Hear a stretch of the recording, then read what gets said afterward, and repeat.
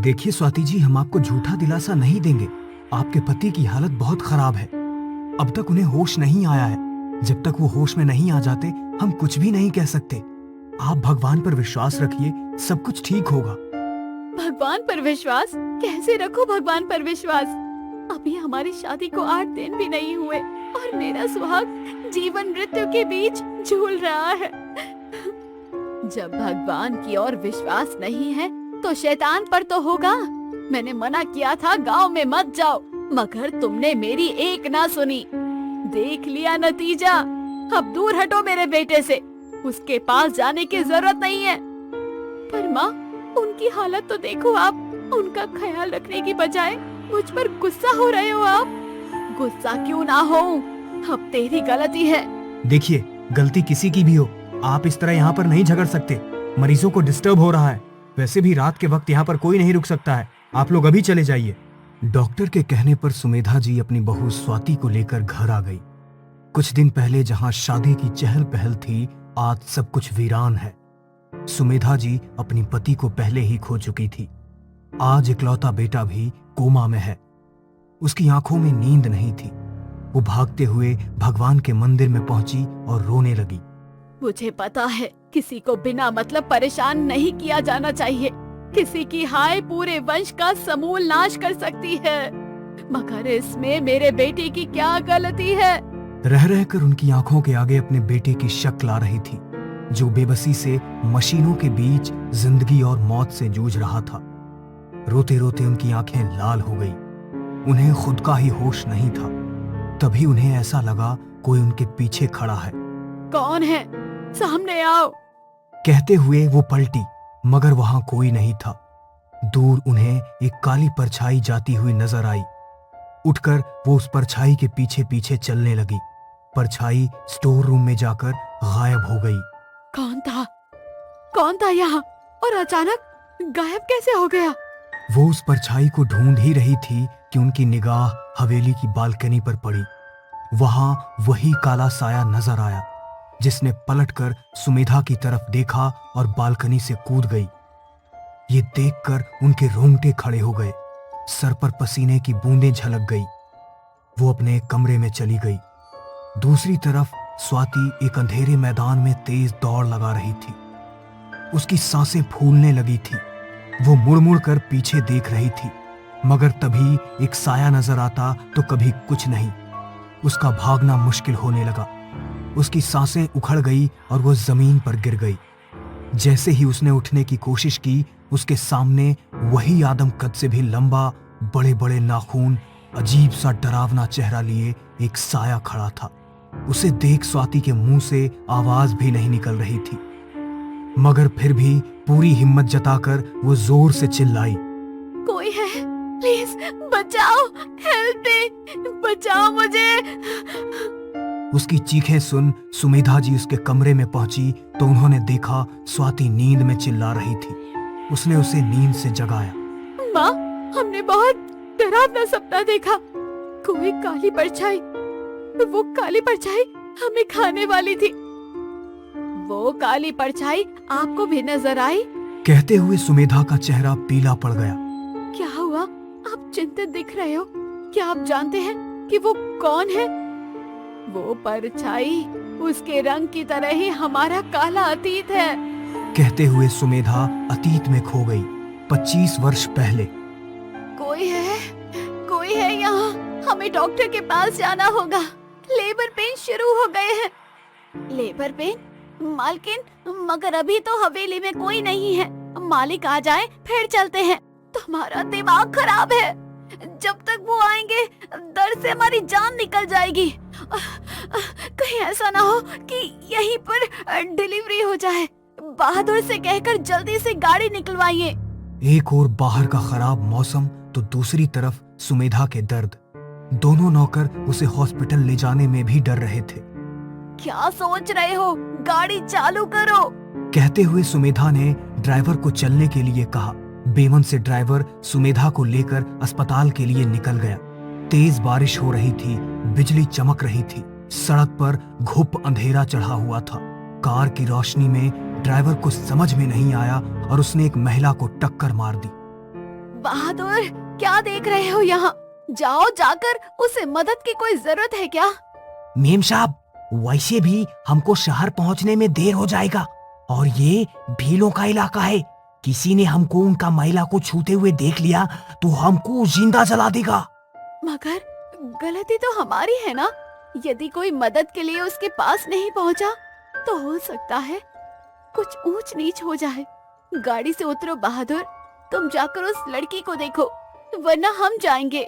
Ma'am साहब, ना आप जाएंगे ना हम लोग। बहादुर भैया, जल्दी से यहाँ से निकलो। सुमेधा ने दोनों को रोकने की कोशिश की मगर वो लोग नहीं रुके। वो लड़की जो गाड़ी से टकराई थी वो भी प्रेग्नेंट थी। वो वहीं रोड पर कराह रही थी। सुमेधा को हॉस्पिटल पहुंचने के बाद बेटा हुआ। उसके साथ आई हुई नौकरानी और ड्राइवर दोनों खुश थे मगर सुमेधा का मन अभी भी उसी लड़की में लगा हुआ था। सुमेधा के पति हॉस्पिटल आ गए थे। वो भी बहुत खुश थे। हॉस्पिटल से डिस्चार्ज होकर जब सुमेधा घर पहुंची तो उसे वहां किसी के होने का एहसास हो रहा था। देर रात कई बार उसे बच्चे के रोने की आवाजें सुनाई पड़ती। उस रात के बाद मेरे साथ ये सब क्या हो रहा है? मैं पागल हो जाऊंगी। मैं कल सुबह ही पुजारी बाबा के पास मंदिर जाऊंगी, वो ही कोई हल बताएंगे। अगली सुबह पुजारी बाबा के पास जाने के लिए सुमेधा मंदिर के लिए निकली तो एक काली बिल्ली उसका रास्ता काट गई। वो बिल्ली दरवाजे के कोने में बैठकर रोने लगी। ये कैसा अपशगुन है? कहीं मेरे बच्चे को कोई खतरा ना हो। मैं उसे छोड़कर नहीं जाऊंगी, बल्कि बाबा को ही मैं यहाँ अपने पास बुला लूंगी। सुमेधा ने बहादुर को भेज पुजारी बाबा को बुला लिया। उन्होंने अपनी शक्तियों से देखा तो उनके होश उड़ गए। सुमेधा बेटा, तुमसे ऐसा गजब कैसे हो गया? तुम्हारी गाड़ी से टकराकर कोई गर्भवती महिला मर गई। ये उसकी और उसके बच्चे की आत्मा है जो अपना बदला लेने के लिए आई है। वो तुम्हारा बच्चा अपने साथ लेकर जाएगी। नहीं बाबा, ऐसा नहीं हो सकता। वो हमने जानबूझकर नहीं किया था, बल्कि गलती से हुआ था। मैं तो रुकना चाहती थी, मगर बाबा कुछ तो कीजिए, कैसे भी मेरे बच्चे की रक्षा कीजिए।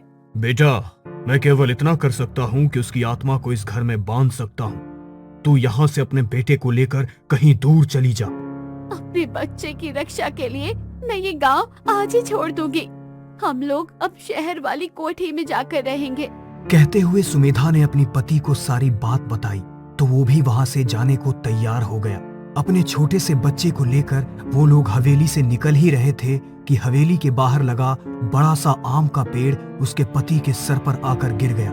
ये क्या हो गया है? अपनी आंखें खोलो, क्या हुआ आपको?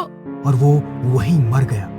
बेटा, ये आत्मा बहुत शक्तिशाली है क्योंकि वो क्रोध में है। मैं उसे यहाँ रोकने की कोशिश करता हूँ।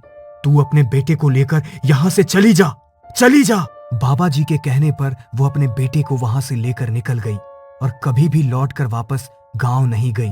मगर जवान बेटे की जिद के आगे वो झुक गई और बेटा अपनी नई पत्नी के साथ गांव पहुंच गया था, जहां उसके साथ ये हादसा हो गया। वर्तमान का समय। क्या करूं? कुछ समझ नहीं आ रहा है। कुछ तो करना होगा मुझे। मैं अभी बाबा से मिलने जाऊंगी। खुद से ही बात करती हुई वो घर से निकल ही रही थी कि तभी उसकी गाड़ी खुद ब खुद रिवर्स होने लगी। गाड़ी घर की दीवार से टकरा गई।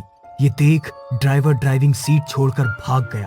वो समझ गई कि वो आत्मा उसे यहाँ से जाने नहीं देना चाह रही है। क्या चाहती हो तुम? हम तुम्हारे गुनहगार हैं। हमारे बेटे को छोड़ दो, हमारी जान ले लो। वैसे भी तुम हमारे पति को छीन ही चुकी हो। अब बेटे को कुछ हो जाएगा तो हम जी नहीं पाएंगे। मार दो हमें, ले लो अपना बदला। यदि इतनी आसानी से मार दिया तो हमारा बदला कैसे पूरा होगा? तुम्हें क्या पता अपने बच्चों के खोने का गम क्या होता है? सारी रात हम सड़क पर किसी की मदद का इंतजार कर रहे थे, मगर कोई भी हमारी मदद के लिए नहीं पहुंचा। अपने बच्चों को अपनी आंखों के आगे तड़पते हुए देखा है। तुम भी पल पल अपने बेटे को मरते हुए देखोगी और उसके बाद तुम्हारा खानदान खत्म हो जाएगा। तुम्हें जो सजा देनी है मुझे दे दो। मेरे बेटे को छोड़ दो। उसे मारकर तुम्हें अपना बेटा वापस तो नहीं मिलेगा। सोचो, यदि तुम्हारा बेटा जिंदा होता तो वो भी उसी की उम्र का होता। जवान बेटे पर मुसीबत को देखकर एक माँ के दिल पर क्या बीतती है। मेरा ना सही, उसकी नवविवाहिता के बारे में तो सोचो। अभी तो उसके हाथ का चूड़ा भी नहीं उतरा है। परछाई ने उसकी बात का कोई उत्तर नहीं दिया। तभी स्वाति भी वहां आ गई। उन लोगों की बात सुन उसे सब समझ आ गया था। आप अपने बच्चे की चाह में भटक रही हैं। एक बार मन की आंखें खोलकर तो देखो, राज में आपको अपना बेटा नजर आएगा। यदि आपने मेरे सुहाग को मुझे सुकुशल लौटा दिया तो मैं वादा करती हूँ, हम दोनों मिलकर आपके लिए श्राद्ध करेंगे ताकि आपको मुक्ति मिल सके। स्वाति की बातों का अपनापन और मुक्ति की चाह ने उसके मन से सारा मैल खत्म कर दिया। राज सकुशल घर वापस आ गया। राज के वापस आने के बाद सुमेधा, स्वाति और राज ने उस आत्मा की मुक्ति के लिए पूजन कर श्राद्ध किया। उस आत्मा को मुक्ति मिल गई। मगर सुमेधा जी को उम्र भर इस चीज का मलाल रहा कि काश उस वक्त उन्होंने अपने नौकरों को फोर्स कर कर बोला होता कि उसे भी अपने साथ हॉस्पिटल लेकर चलो, तो शायद वो भी बच जाते और सुमेधा के परिवार को कोई तकलीफ भी न होती। ये कहानी आपको अच्छी लगी हो तो हमें सब्सक्राइब करें, हमारा इंस्टाग्राम और फेसबुक पेज जरूर फॉलो करें। और हाँ दोस्तों, सब्सक्राइब करना भूलना मत।